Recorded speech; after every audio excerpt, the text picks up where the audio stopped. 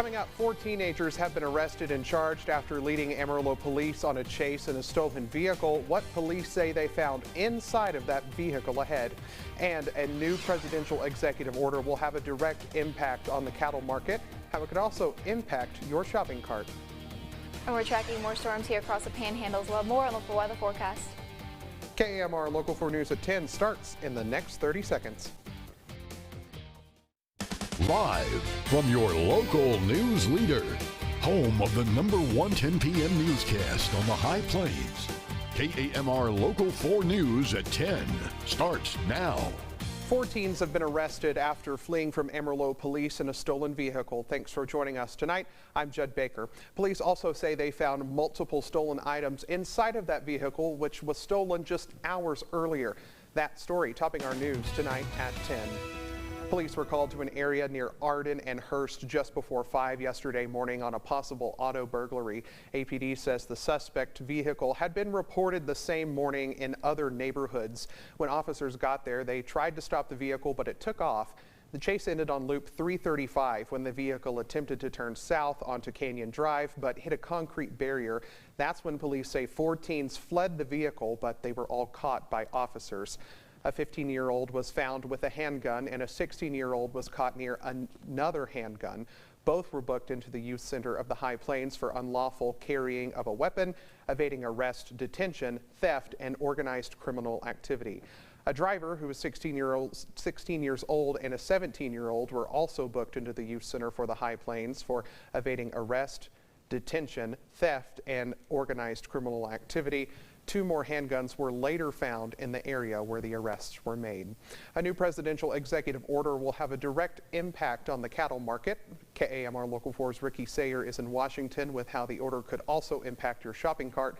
That story from your local election headquarters. The executive order also announced an investment of $500 million to increase meat and poultry processing capacity. The aim is to further increase competitiveness. Now, over the past week, the number of COVID-19 cases in the U.S. increased by 70% compared to the previous 7-day period. U.S. health officials say that the Delta variant and unvaccinated individuals are driving this wave of infections. Alexandra Lamone tells us why the fight against the pandemic is now a fight over social media. The former Surgeon General Dr. Jerome Adams, who served under President Trump, said the CDC guidance on masks was harmful and that the agency should encourage people to continue wearing a mask even if they're vaccinated until the number of cases decreases. For more political coverage, local, state, and national, head over to myhighplains.com. First COVID-19 cases among competitors residing in the Athletes Village have been reported ahead of next week's Olympic Games. Details in a moment, but first we check in on our forecast with meteorologist Melissa Terrasas. Hey, Melissa. Hi, Judd. We're tracking some more storms tonight as we end the weekend. We do have some storms currently affecting really the majority parts of the panhandles, moving just from north to south. We currently do have an aerial flood advisory. Now, these storms were known to be severe. However, currently none of them are severe at the moment. Those winds are coming out of the east, ranging anywhere from 9 to 16 miles per hour across the city of Amarillo. We're at 70 degrees out by the airport, 74 here downtown, and 77 degrees off of Sonsi and I-40 for your day planner for your Monday. And as we begin the work week, tomorrow morning we're going to see calmer conditions with a humid start with temperatures in the 60s. By noon, we'll have moderate winds coming in from the southeast. We'll have temperatures reaching the 80s, and by 4 p.m. checking more rain chances with that high of 85 degrees. Jed? All right, Melissa, we'll check back in with you later. Thank you. Thank you.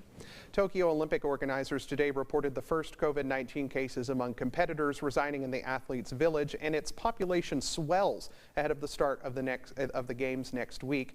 Our coronavirus coverage as we bring you facts, not fear, tonight at 10. 2 athletes from the same country and competing in the same sport staying in the village tested positive for the virus. Organizers reported 10 new cases connected to the Olympics, including a 3rd athlete who was not staying in the village. That down from 15 new cases a day earlier. Infection rates are climbing among the general population of the capital, topping 1,000 new cases for 4 consecutive days. Polls show many Japanese oppose holding the games with the influx of overseas visitors it entails. Looking now at the latest coronavirus data across the High Plains today, no new COVID-19 cases were reported in our area. That takes us to 604 active cases today. No new deaths reported today, thankfully, and there are 3 new recoveries. You can get a county-by-county breakdown of those numbers by heading to our website, myhighplains.com. The Childress community is mourning the loss of one of their law enforcement officers. Childress County Sheriff's Reserve Deputy Tom Hobler passed away yesterday while on duty. The sheriff's office says he was called to help a stranded motorist east of Childress and passed away quietly in his patrol unit while waiting for a wrecker to arrive. He had been with the sheriff's office since 2003. Dozens of dogs and their owners turned out to get some sweet treats, all while helping out a good cause. Coming up, how they work to help other four-legged friends find their forever homes. And later, we'll check back in with Melissa for a full look at your forecast. Keep it here